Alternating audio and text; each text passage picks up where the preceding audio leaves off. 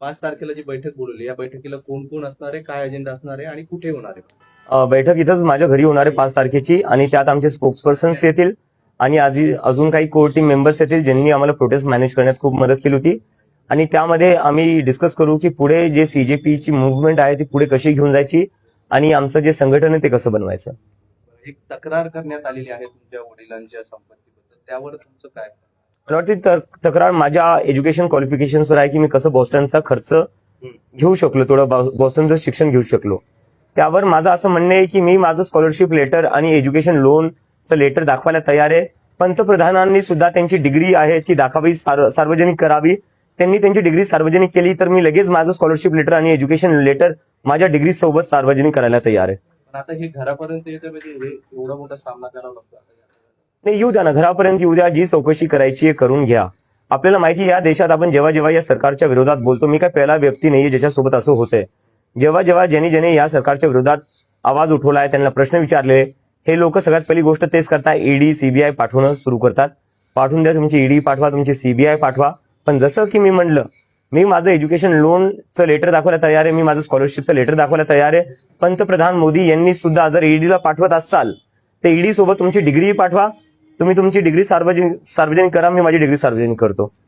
झारखंडच्या विद्यार्थ्यांनी तुमच्याशी संपर्क साधलाय, त्यांच्याकडे देखील पेपर फुटलाय. तुमची काय भूमिका असणार? आता पुढचं मिशन झारखंड असेल. झारखंडच्या विद्यार्थ्यांसोबत जे आंदोलन करतायत त्यांच्याशी माझं काल रात्री बोलणं झालेलं आहे आणि मी त्यांना सांगितलं आहे की कॉक्रोच जनता पार्टी पूर्णपणे त्यांच्या सोबत आहे आणि त्यांनी जोपर्यंत त्यांच्या मागण्या पूर्ण होत नाही तोपर्यंत अजिबात मागे सरकू नाही. आणि जी काही मदत लागेल ती कॉक्रोच जनता पार्टी त्यांना द्यायला तयार आहे आणि त्यांच्या जे काही डिमांड्स आहेत त्यांचं आम्ही पूर्णपणे समर्थन करतो.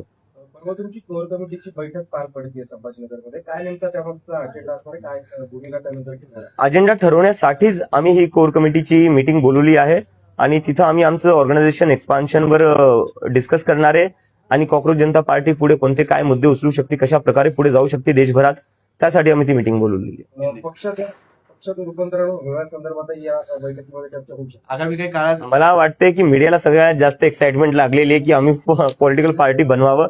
यावरूनच मला कळते की जेवढ्याही पॉलिटिकल पार्टीवर आहेत तिथं कुठं ना कुठं तुम्ही सगळे डिसअपॉइंटेड आहेत त्यांच्यासोबत. पण आमचं अजून असं काही इंटेन्शन नाहीये. आम्हाला एक पब्लिक मुव्हमेंटच ठेवायची आहे, कारण की देशात जी सध्या पॉलिटिक्सची सिच्युएशन आहे, काय करणार पॉलिटिकल पार्टी बनून तुम्ही जेव्हा वोट डिलीट करण्यात येतात. लोकांचा पूर्ण भरोसा उठत चाललाय पॉलिटिक्सवरनं, कारण की लोक सकाळी मत कोणाला टाकतात आणि संध्याकाळी सरकार दुसरंच कोणाची बनती. लोक सकाळी आमदार खासदार कोणाला निवडतात, संध्याकाळी तो आमदार खासदार दुसऱ्याच पक्षात असतो. तर अशा परिस्थितीत जिथे ईडी सीबीआय पाठवून पक्ष तोडण्यात येतात, इलेक्शन रीग करण्यात येतात, तशा याच्यात पॉलिटिकल पार्टी बनून करायचं काय? गुजरात से जो है एक आरटीआई दाखिल हुई है आपके एजुकेशन के बारे में, उनके बारे में क्या कहेंगे?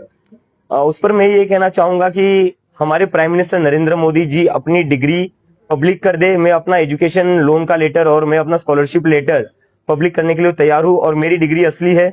नरेंद्र मोदी जी की भी डिग्री असली होगी ऐसी मैं उम्मीद करता हूँ. तो वो अपनी डिग्री दिखा दे और मैं अपने सारे डॉक्यूमेंट्स दिखाने को तैयार हूँ.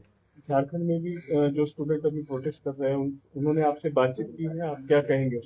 उनसे कल रात को मेरी बातचीत हुई और उनको मैंने पूरा अश्योरेंस दिया है कि कॉक्रोच जनता पार्टी पूरी तरह उनके आंदोलन के साथ है और उन्हें जिस किसी भी चीज की जरूरत पड़ेगी उनके आंदोलन को मजबूत करने के लिए वो कॉक्रोच जनता पार्टी करेगी और उनके जो भी डिमांड्स है हम उन डिमांड्स का पूरा समर्थन करते हैं.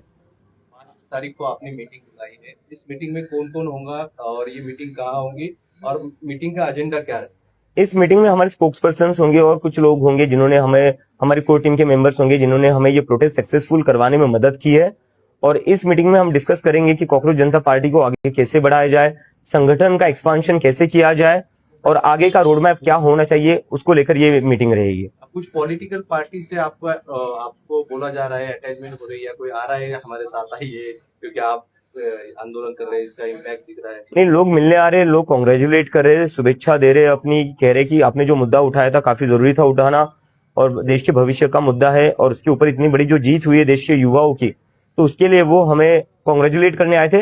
अटैचमेंट हमारा अभी किसी से नहीं हो रहा है और ना आगे होगा. फिर दोबारा जाएंगे जंतर मंतर? जरूरत पड़ी तो बिल्कुल जाएंगे सर. थँक्यू. करू ना आपण करू. जाने वाले हाँ भैया विजय जमनेर सर मेरे मित्र है अच्छा, अच्छा। बाजू में रहता है अच्छा ए, ए, ए, बाकी-